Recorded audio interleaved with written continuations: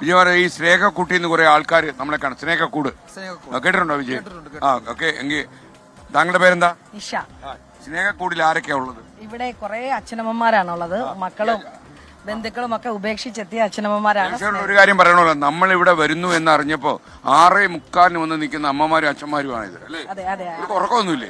ഇവർ 5 മണി മുതൽ ഒരുങ്ങി നിൽക്കുക കാണാനായിട്ട് സാറിനെ.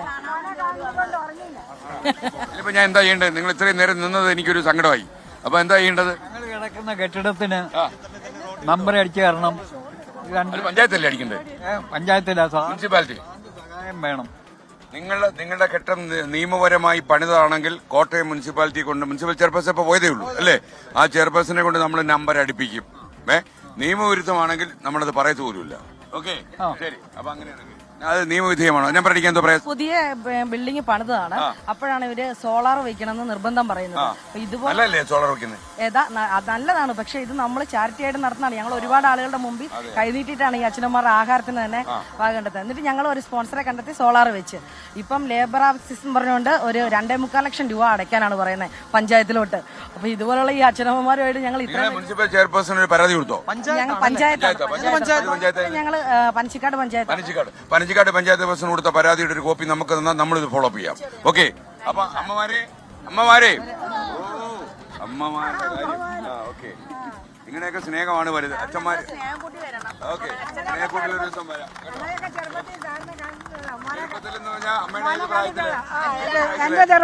അമ്മയുടെ ചെറുപ്പത്തിലല്ലേ?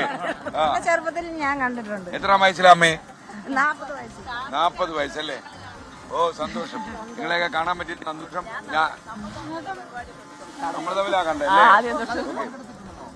ഓക്കെ. വിജയ ഇത് കുറെ ഉണ്ട്. കുറച്ച് വിജയം മേടി. ഓക്കെ. കുറച്ച് വിജയം തന്നെ കൂടെ. കുറച്ച് വിജയം വെച്ചോ. വിജയന് ഒരു ആരോഗ്യം വരട്ടെ. ഓക്കെ.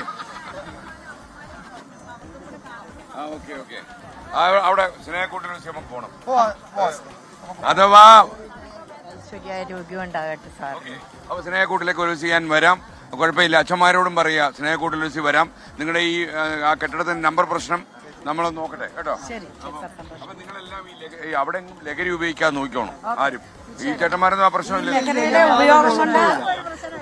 ലഹരിയുടെ ഉപയോഗം കൊണ്ട് പുറത്തായ കുറെ അധികം അച്ഛനമ്മമാരാണ് നിൽക്കുന്നത്.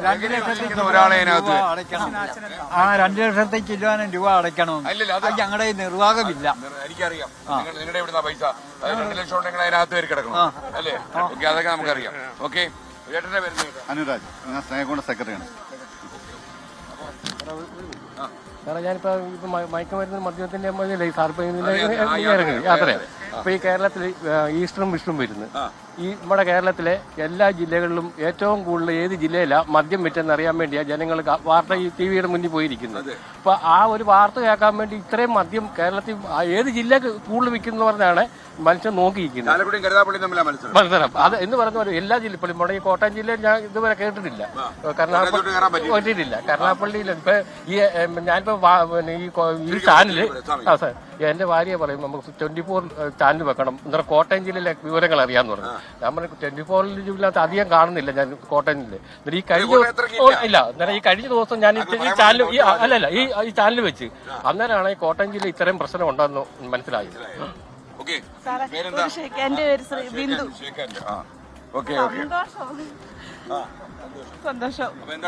എന്റെ പേര് ശ്രീകല. മോളെ പേരെന്താ? മിന്നു.